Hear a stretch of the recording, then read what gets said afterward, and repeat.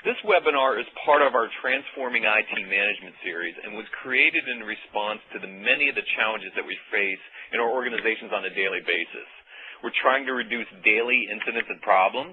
We're trying to improve the performance of our organizations, and we're trying to improve our customers' perception of the value of IT. Today's webinar on using standardized work processes to reduce application incidents should help you with these challenges. And these challenges are also indicative of today's business environment. Businesses are expecting IT to deliver value. In 2004, Nicholas Carr published a controversial book entitled Does IT Matter? Now, this book sparked an immediate firestorm within IT. In his book, Carr suggests that IT has little strategic importance and it really is simply a commodity input to the business. And as reflected here in Larry Ellison's quote, Carr suggests that business should reduce spending on IT. And this is because he maintains that an IT investment can actually put your business at a cost disadvantage. Now, this book has influenced the thinking of many business leaders, and it's forcing IT organizations to demonstrate the value that they bring to the business. So as a result, IT organizations are being scrutinized more closely than ever. We're striving to be more relevant, we're trying to add value, and we're trying to show value. And we're doing all this while keeping the business's lights on. We're doing all this really by keeping all the balls in the air, so to speak. Now, many IT organizations are successfully using the ITIL service management model to improve how the business views IT. They're using ITIL to instill a service management mindset within their organizations, and this is allowing them to better manage their organizations and also to demonstrate the value that they bring to the business. And more specifically, IT organizations are using standardized work processes to better manage their organizations. Now, you're attending this webinar because you want to learn how to use this ITIL thing you keep hearing about. You'd like to learn how ITIL can be used to align your services with your business objectives, how you can use it to better manage, measure, and improve your services. And specifically, you'd also like to learn how you could use standardized processes to improve the performance of your application support area. Well, in this webinar, I'm going to use a three-step approach to show you how you can use ITIL to improve the delivery of application support. And namely, I'm going to be giving you an understanding of ITIL and IT service management. Then I'm also going to provide you with an understanding of how you can implement efficient incident management. And then I'm going to move on to show you how you can leverage that incident management into problem management. So first, I want to provide you with a working understanding of ITIL, and specifically ITIL service management. And to do this, I want to quickly review its origins as well as its background. Now, ITIL is considered really the flagship standard for IT service management. Now, there's other frameworks, COBIT, Microsoft's MOF, and also the new service module in CMMI, the SVC module. Also, ISO 20000 is the audit standard for IT service management. But really, ITIL is the de facto framework for IT service management. It's the one that's most widely recognized, and it's also the one that's most widely used.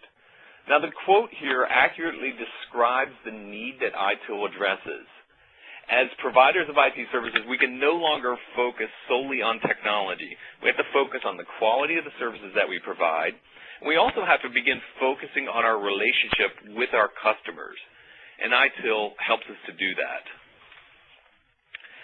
IT service management, or ITSM, is really a discipline for managing IT, and it's intended to align IT services with the needs of the business, and it emphasizes benefits to customers. And again, IT service management also involves a shift in focus. And again, from simply managing IT as stacks of hardware or stacks of network equipment or technology components, and shifting that focus to a focus on managing IT as a service. IT service management really focuses on adding and demonstrating value to the business. In 1989, the Office of Government Commerce in the UK published the first ITIL book. It was entitled Service Level Management. Between 1989 and 2000, the OGC collaborated with other IT professionals from around the world, and they received contributions of service management best practices. And these collaborations have continued up to the present day. In May of 2007, the ITIL version 3 was published, and that's the current version of ITIL. Now for version 3, the OGC created a comprehensive service lifecycle to depict how ITIL can be viewed to manage IT service management. And this lifecycle is made up of 5 phases: service strategy, followed by service design, followed by service transition, followed by service operations, and all encompassed within continual service improvement. Now here's another view of that same life cycle. It shows the outputs of each phase, and actually at first it shows each phase as a flowchart step. And then it shows how each output from each phase flows into the next subsequent step or the next subsequent phase. It also shows how each phase focuses on service operations, on focusing on how we will actually manage and deliver the service. In service strategy, the IT service is defined and modeled, and the cost of the service is defined. In service design, the service solution is designed and developed, and this solution meets the requirements that were identified in service strategy. In service transition, the service is implemented and its cost is validated. And in service operations, the service is delivered, managed, and it's also measured. And then finally, in continual service improvement, the opportunities for optimization are identified and implemented. Now this depicts really a general flow for ITIL, in other words, for any IT service. But I'd like to now summarize a view of the ITIL lifecycle from the perspective of application support. And again, as you can see from before, you see each phase depicted as a flowchart step. You also see how each output flows into the next step, and how each output also focuses on service operations. But an additional thing you'll see is you'll begin to see how the processes evolve, how the work processes evolve. Process requirements are identified in each of the steps, and those flow into service operations, and they're defined then within service operations, within their procedure manual, so to speak, and also within a service management tool. In our case, that would be Tracer. Computer Aid uses Tracer to manage the application support service. I want to walk through an example now. In service strategy, you would recognize, for instance, the needs of the business and would maybe determine what types of services and work should be done by an application support team. For our example, let's say that service strategy has determined that our team will manage incidents. Service design would be used to define how the team would work with incidents. It would define what incidents are, how they would be processed, and how they would be resolved. It would also note or define the service level goals that would be associated with each severity level for incidents. So, for example, the business would expect the team to resolve all critical incidents within 4 hours.